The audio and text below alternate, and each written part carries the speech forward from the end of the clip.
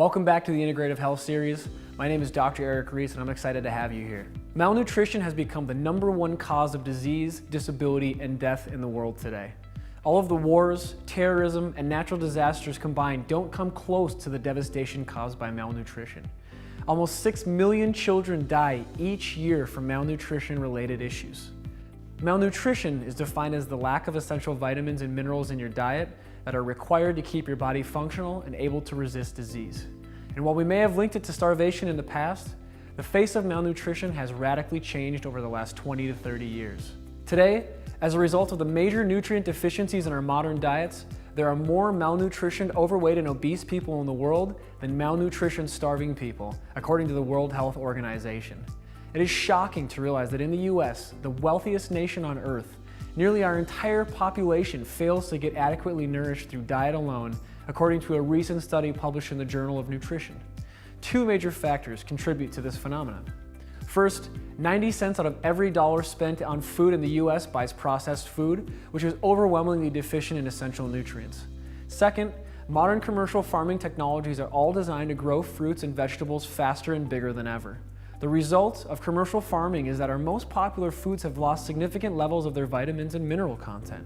Studies show that you would have to eat 8 oranges to get the same level of vitamin A that our grandparents got from eating just 1 orange 50 years ago. This is why the United States Department of Agriculture has changed their recommendations from 5 to 7 servings of fruits and vegetables per day to 7 to 11 servings per day. Here's a good question. Who complies with that recommendation? The answer? Practically no one. So the obvious and easy solution to properly nourishing ourselves in the 21st century is to simply take a multivitamin and mineral supplement. In fact, over 50% of all Americans do that on a pretty regular basis. And as a result, we're the healthiest people on earth, right? Wrong. The US practically leads the world in the incidence of diet-related diseases. So why is that? The answer could lie in the fact that 95% of all vitamins sold in the world are synthetically made from petroleum and coal tar, and come in the form of what's called a chemical isolate. That means that they are similar to the chemical structure of natural vitamins, but in a purified and isolated form. Vitamins in nature are bound to other nutrient cofactors, and when I say cofactors, I'm talking about trace minerals, lipids, amino acids, and a whole array of other phytonutrients. These are part of what we call a food matrix, and vitamins in this whole food form provide the best nourishment to the human body because the body can actually digest, process, and absorb the vitamins rather than just pass them through. All of these cofactors are necessary for the optimal uptake, retention, and utilization of essential nutrients.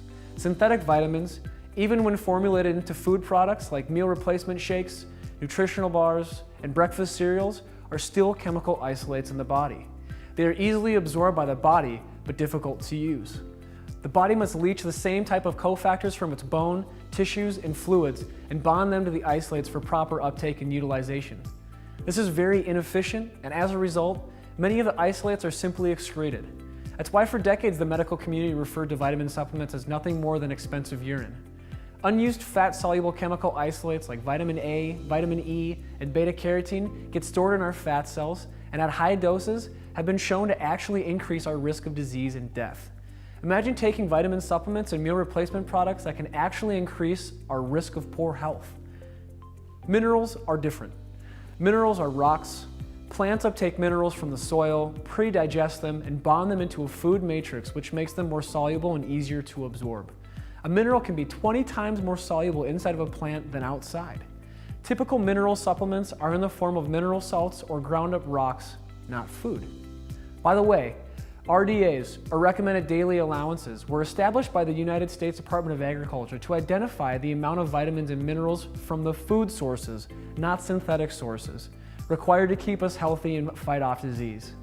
The most cost-effective and nutritionally sound way to supplement food-sourced vitamins and minerals is through a process called fermentation. Fermentation is the world's oldest form of food stabilization. The fermentation process works like nature. It can facilitate the uptake and creation of nutrients into single-cell organisms like yeast or bacteria that then bind those nutrients with the cofactors I mentioned earlier into a complete food matrix. Whether in a supplement, food, or a meal replacement product, fermentation can provide whole food nutritional support, a major advancement over the inexpensive, synthetically made vitamins and minerals that now proliferate our most popular enriched foods and products. The equation is simple. It takes high doses of synthetically made nutrients to achieve therapeutic effects in the body, and high doses can compromise your health. Or you can supplement normal amounts of vitamins and minerals from whole food sources that will build and protect your health. In the end, it's your choice.